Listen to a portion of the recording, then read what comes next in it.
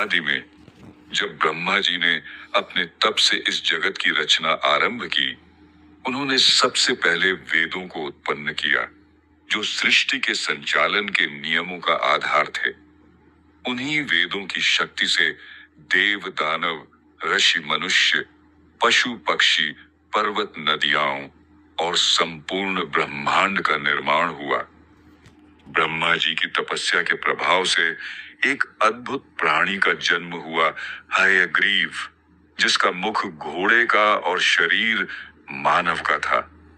वह बाल्यकाल से ही अत्यंत बलवान और तेजस्वी था। जैसे जैसे वह बड़ा हुआ, उसके भीतर बल का अहंकार उत्पन्न हुआ।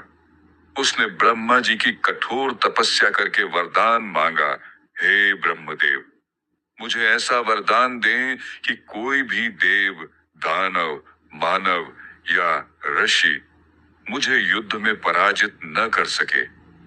मेरी मृत्यु केवल मेरे ही समान आकृति वाले से हो। ब्रह्मा जी ने ध्यानस्थ होकर यह वरदान दे दिया, क्योंकि वे जानते थे कि सृष्टि का विधान कोई टाल नहीं सकता।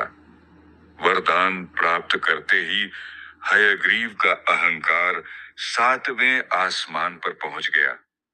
उसने सृष्टि के विधान को चुनौती दी, देवलोक पर चढ़ाई की, ऋषियों के यज्ञ भंग किए और पृथ्वी पर अराजकता फैला दी। सबसे बड़ा अनर्थ तब हुआ जब उसने चोरी से वेदों को छीन लिया और उन्हें पाताल लोक में छिपा दिया। ब्रह्मा जी का सृजन कार्य रुक गया और सारा ब्रह्मांड अंधकार में डूब गया।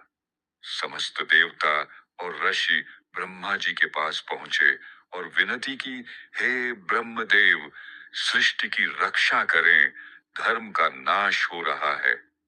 ब्रह्मा जी ने भगवान महादेव का ध्यान किया। भगवान शिव को जब यह समाचार मिला कि धर्म संकट में है, वे क्रोध में भर उठे। उन्होंने तांडव आरंभ कर दिया। शिव के प्रचंड तांडव से तीनों लोक थर्रा उठे। पर्वत कांपने लगे, समुद्र गरजने लगे और आकाश में अग्नि फैल गई। यह प्रलय की शुरुआत थी। जल चारों ओर फैलने लगा, पृथ्वी जलमग्न हो गई और समस्त जीव संकट में पड़ गए। इसी समय मनु महाराज, जो सृष्टि के आदि पुरुष थे, एक दिन नदी किनारे जल अर्पण कर रहे थे। तभी उनकी अंजलि में एक छोटी सी मछली आ गिरी।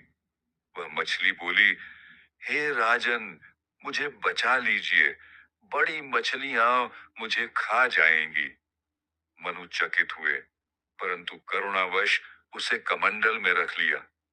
रात होते होते मछली इतनी बड़ी हो गई कि कमंडल छोटा पड़ गया। फिर मनु ने उसे एक घड़े में डाला, परंतु वह वहां भी नहीं समाई। तब उन्होंने उसे तालाब, फिर नदी और अंततः समुद्र में छोड़ा। मछली का आकार लगातार बढ़ता गया। तब मछली ने दिव्य रूप धारण किया और कहा, हे मनु, मैं स्वयं भगवान विष्णु हूँ। प्रलय आने वाला है।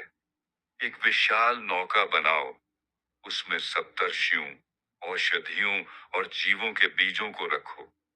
जब प्रलय आएगा, मैं मत्स्य अवतार में आकर तुम्हारी रक्षा करूंगा। कुछ समय पश्चात प्रलय पूर्ण रूप से फैल गया। चारों ओर केवल जल ही जल था। मनु और सप्तर्षियों ने भगवान के आदेशानुसार नौका में स्थान लिया। उसी समय समुद्र में एक विपुलकाय मत्स्य प्रकट हुआ, जिसके शरीर पर तेजस्वी वर्ण था, श्रृंग में चमक थी और नेत्रों में करुणा। वह भगवान विष्णु का मत्स्य अवतार था। मनु ने नौका को मत्स्य के श्रृंग से बांध दिया और भगवान ने समुद्र में विचरण करते हुए सप्तर्षियों और धर्म के बीजों की रक्षा की। अब भगवान विष्णु ने वेदों की रक्षा का संकल्प लिया। ब्रह्मा जी के वरदान के अनुसार हयग्रीव का वध केवल उसके समान आकृति वाला ही कर सकता था। भगवान विष्णु ने स्वयं हयग्रीव का रूप धारण किया, सिर घोड़े का और शरीर मानव का। फिर समुद्र की गहराइयों में हयग्रीव और हयग्रीव के बीच भयंकर युद्ध हुआ। तलवारें टकराई, समुद्र गरजा और बिजली चमकी। अंततः भगवान विष्णु ने असुर हयग्रीव का वध किया और वेदों को पुनः प्राप्त करके ब्रह्मा जी को सौंपा। प्रलय शांत हुआ, जल उतरने लगा, पृथ्वी प्रकट हुई। ब्रह्मा जी ने वेदों के आधार पर नवीन सृष्टि का संचालन आरंभ किया। मनु और सप्तर्षियों के साथ धर्म, संस्कृति और ज्ञान का पुनः विस्तार हुआ। इस प्रकार भगवान विष्णु ने मत्स्य और हयग्रीव रूप में अवतार लेकर धर्म की स्थापना की।